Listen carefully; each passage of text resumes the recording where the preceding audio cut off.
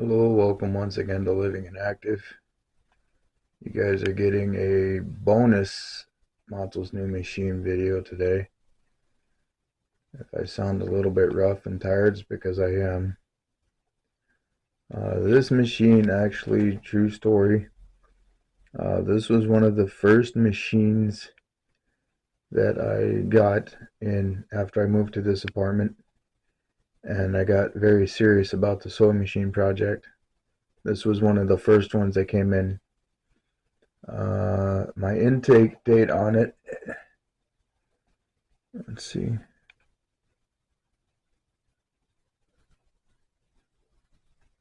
maybe not one of the first, but I've got notes on that little index card here, dated back to the June of last year.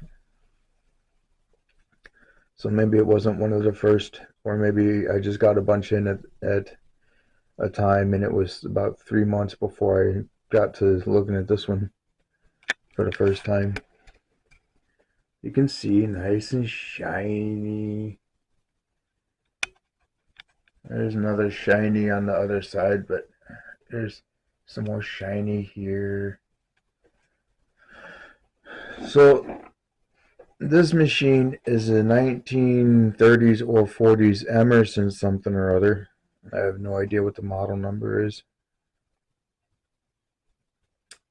It's an Italian machine, and I know that because that little badge right there, it says it on it. This came, I bought this online. This had, when it first arrived, it had a wooden top that latched to it and everything, so I could would have been able to very simply just carry it around inside the case, except for when it got to me, the top of the case was absolutely destroyed.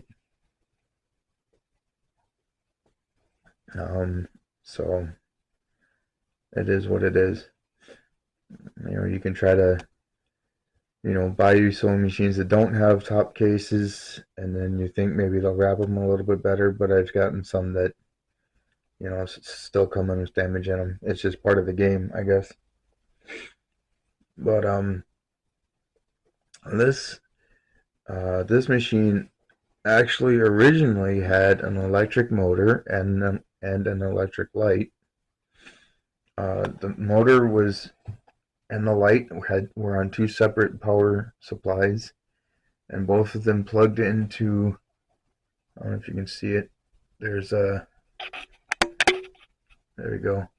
In that box, that tan spot right there was a wooden block that was glued in there, and on that block was the outlets, the plug-ins for the motor and the lamp, and then the electrical ran outside of the box to the power supply or whatever.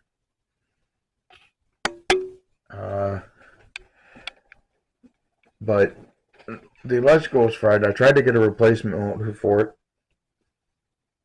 and the only replacement motor that I found for it that had a mounting system that I could actually use for this machine was way overpowered. It was running so fast that the machine couldn't even make a stitch. Nope, that's a different story. That's a completely different machine. I just lied to you.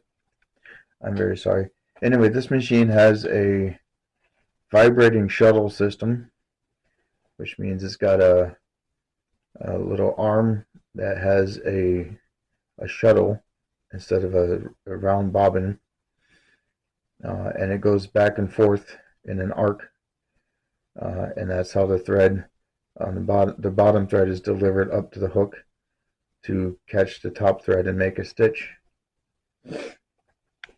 So it has a very cool classic long bobbin winder here. I'm very pleased to announce that that works. In case I haven't explained this before, it looks this way because I have it configured to go to the thrift store. This is what I do to all the machines before I donate them. I sew a piece, at least a couple layers, and then um, I fold the layers out so that people can check the seam integrity on the edge of the sample piece if they want.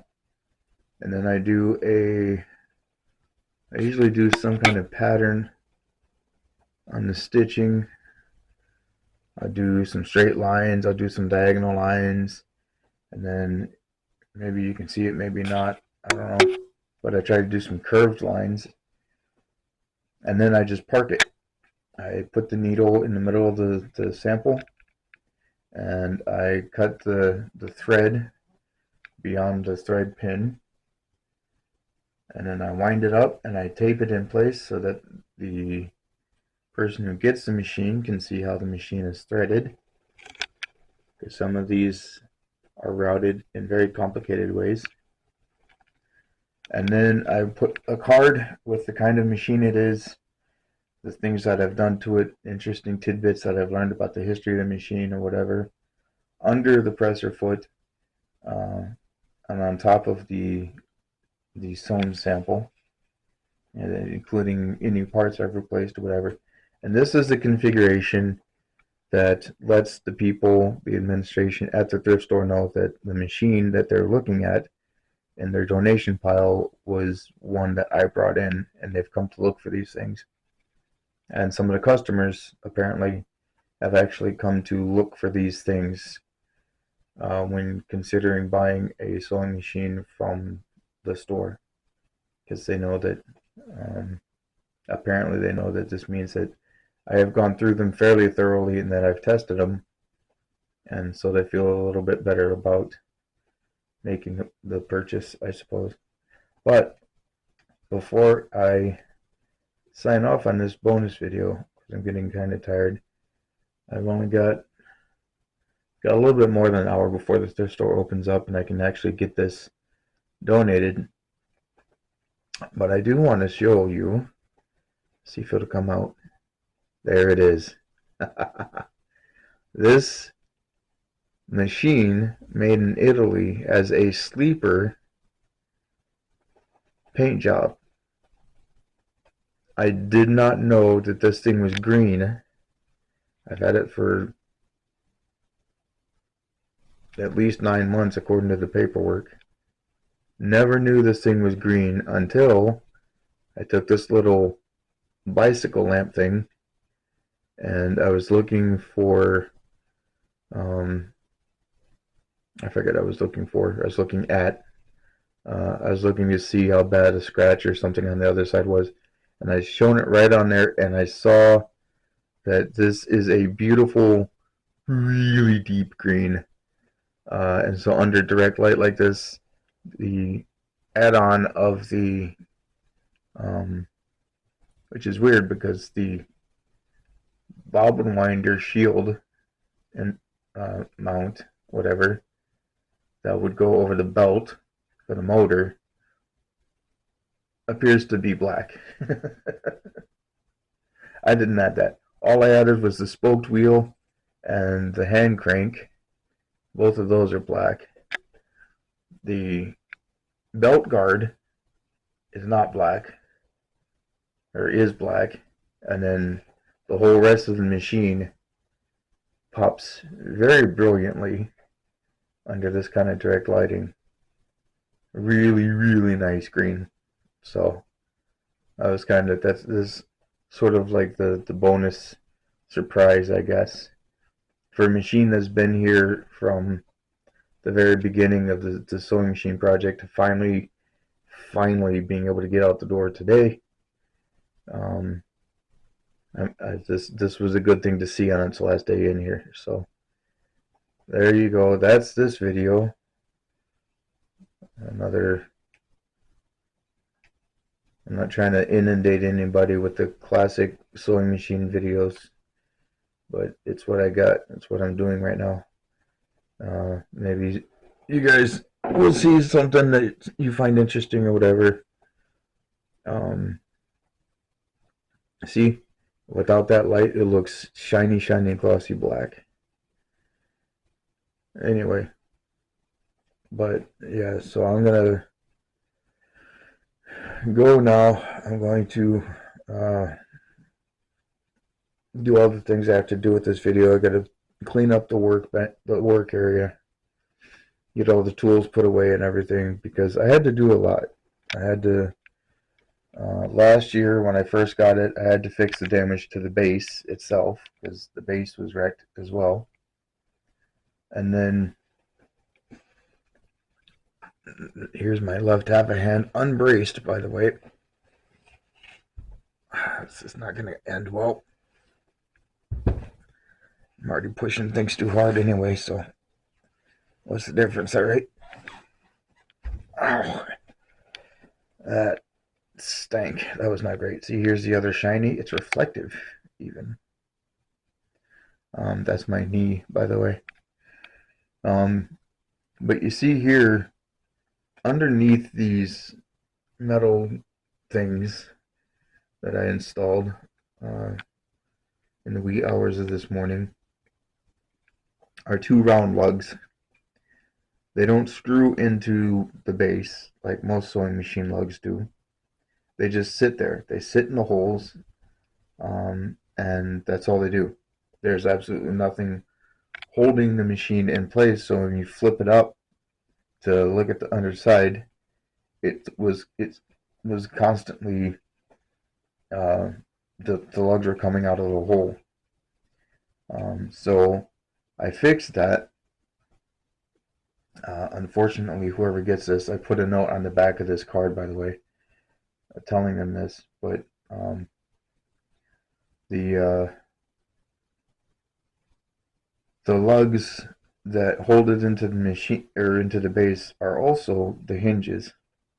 So now that I have the hinges covered, if they need to tilt the machine back to do any kind of maintenance on it, they're gonna have to take the keepers off first. So that's one of the modifications I made to the base. I got to spin it around again because I made another. I was actually kind of proud of this. This shuttle cover slide plate right here. If you see, this actually was made for a Singer 127, I believe. And it was way too long, but I was able to borrow my friend's bench grinder and I rounded it. It still juts out a little bit, but it juts out in a more artful way, like a design feature, to just kind of get on there. It's loose. I mean, it's not a perfect fit. It's kind of loose in there. It's looser than I would like it to be, but it's there. There was no way I was going to be able to find an Emerson brand, 19 question mark, whatever model number front shuttle slip cover. So I went with what I had, and I think I did a pretty good job. You can still see a little bit of the red paint marker that I used to mark the curve. Oh, okay. You're hearing my clocks and you're hearing my speech drop out, so I guess it's time to go. Hebrews 11:6. I'm not going to say the whole thing because words, fatigue, whatever. But this is what I did last night after I messed around with finishing the middle stage of the bandages on the Singer Stylist 543 that I showed you in the last video. I still had a little bit of energy, so I figured maybe I could get this up and running and get it ready to go to the thrift store.